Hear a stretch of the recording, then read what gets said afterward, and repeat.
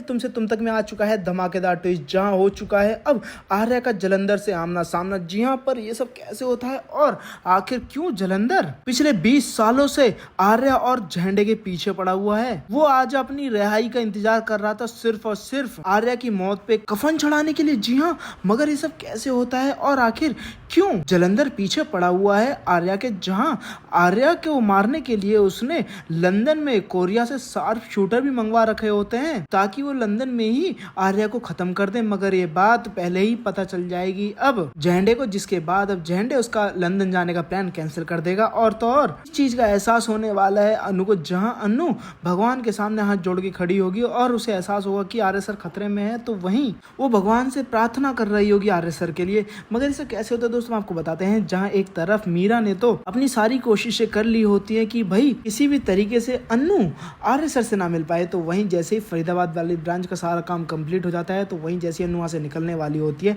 तो उसी वक्त अब मीरा उसे एक और काम थमा देती है और राजनंदी प्रोडक्शन में भेज देती है। जहां पर अब अनु वहां से वापस आ रही होती है, तभी वो फ्लावर खरीदती है, तभी वहां से आर्य सर जा रहे होते हैं, तो वो पीछे पीछे भागती हुई है, मगर वो गिर जाती है। जहां पे अब वो फोन करने की कोशिश भी करती है, मगर वो नहीं मिल पाते, तो वहीं अब आर्य वहां से निकल जाता है। तो दूसरी तरफ अब आर्य खुद पहुंचने वाला है अनु के यहाँ पे, जहाँ पे एक तरफ नील अनु को उसकी हदों में रहने की एडवाइस देता है और कहता है कि हमें फायदा नहीं उठाना चाहिए सर के अच्छेपन का, सर के अच्छे नेचर का।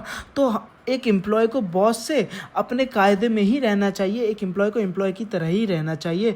तो वहीं वो बोलता है कि मैं भी सर की बहुत इज्जत करता हूँ, मगर मैं अपने कायदे में ही रहता हूँ। तो वहीं ये सब रिकॉर्ड कर रहा होता है झंडे, जहाँ पर अब अनु को घर पर छोड़ने जाता है नील। तो वहीं अब अनु सिमरन से बोल रही होती है कि अब मैं सर को कैसे धागा बांधूंगी, कैसे, क्योंकि मुझे सिद्धि माता ने बताया था कि आर्य सर की जान खतरे में है, कहीं उन्हें कुछ हो ना जाए। तो वहीं अब जहाँ ये सारी बातें कर ही रही होती है अनु, उसी वक्त वहाँ पे पहुंच जाता है आर्य। तो वहीं अब आर्य बोलता है मैं यही हूँ अनु। वहीं अनु बोलती है कहीं ये सपना तो नहीं। तो वहीं सिमरन बोलती है अरे सपना होता तो सिर्फ तुझे दिखाई देता ना, मुझे क्यों दिखाई देते। तो वहीं वो बोलते कि मैं जाती हूँ यहाँ से। तो वहीं अब आर्य सर से बहुत ज़्यादा कंप्लेंट कर रही होती है अनु, तो वहीं वो तो उसके मुंह पे हाथ रख देते हैं, जहाँ पर अब अनु हाथ में सुरक्षा सूत्र बांधेगी। तो वहीं दूसरी तरफ अब झंडे को पता चल जाएगा कि भाई जलंधर जेल से बाहर आ चुका है, और वो जाता है आर्या को बीच रास्ते में ही रोक लेता है और कहता है कि तुम लंदन नहीं जा सकते, क्योंकि जलंधर जेल से बाहर आ चुका है और उसने लंदन में तुम्हारी फील्डिंग सेट कर दी है, और उसने कोरिया से शार्प शूटर मंगा रखे हैं और लंदन में ही तुम्हें मारने की प्लानिंग कर रखी है, इसलिए तुम लंदन नहीं जाओगे। तो वहीं दूसरी तरफ अब अनु वो तो माता रानी से प्रार्थना कर रही होती है और प्रार्थना करते करते इतनी मग्न हो जाती है कि उसका दुपट्टा चल जाता है, उसे पता तक नहीं चलता।